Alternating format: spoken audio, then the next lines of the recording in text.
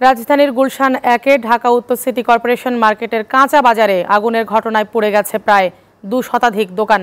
সকাল 6:45টার দিকে লাগা আগুন ফায়ার সার্ভিসের 20টি ইউনিট 4 ঘন্টার চেষ্টায় নিয়ন্ত্রণে আনে। আগুন নেভাতে যোগ দেয় সেনা, নৌ ও বিমান বাহিনীর সদস্যরা। আবারও আগুন লাগায় দিশেহারা হয়ে পড়েছেন ব্যবসায়ীরা। ঘটনা তদন্তে 5 সদস্যের কমিটি ছাড়াও 15 দিনের মধ্যে ব্যবস্থা নেওয়ার আশ্বাস দিয়েছে প্রশাসন। বাতেন বিপ্লব জানাচ্ছেন বিস্তারিত।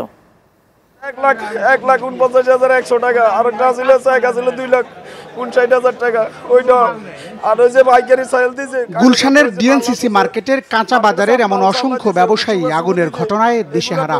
লাখ টাকার মালামাল আগুনে পুড়ে ছাই হয়ে যাওয়ায় পাগল প্রায় মানুষগুলো দিক বিদিক ছুটছেন।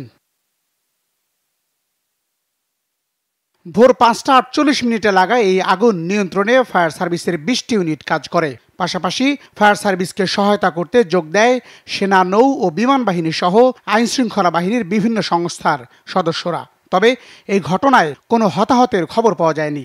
ভেতরের একটি কসমেটিক্সের দোকান থেকে আগুনের সূত্রপাত ধারণা ফায়ার সার্ভিসের। 5 সদস্য বিশিষ্ট এখানে তদন্ত কমিটি গঠন করা হয়েছে। এটার হেড হলো ডিডি প্রশাসন শামীম।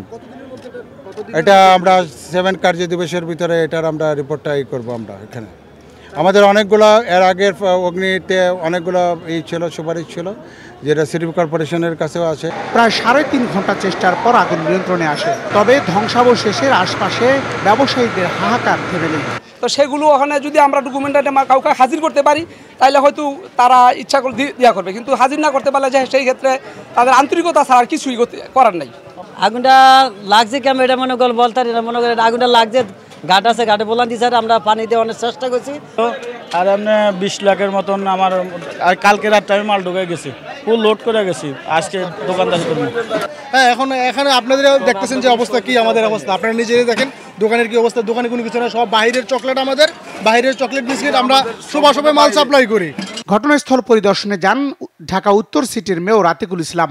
আগুনের ঘটনা পরিকল্পিত নাকি দুর্ঘটনা তা খতিয়ে দেখা হচ্ছে বলে জানান তিনি। পারফিউমের দোকান ছিল যেটা আমাকে বলেছে, আমি এখন পর্যন্ত সঠিক জানি না। আমাকে ফায়ার ব্রিগেড যেটা বললো ওখান থেকে সূত্রপাত। এখানে আছে 188 এবং বাকিগুলো এখানে আছে, কিন্তু আসলে এইভাবে অস্থায়ী সমাধান কিন্তু কোনো সমাধান হয় না।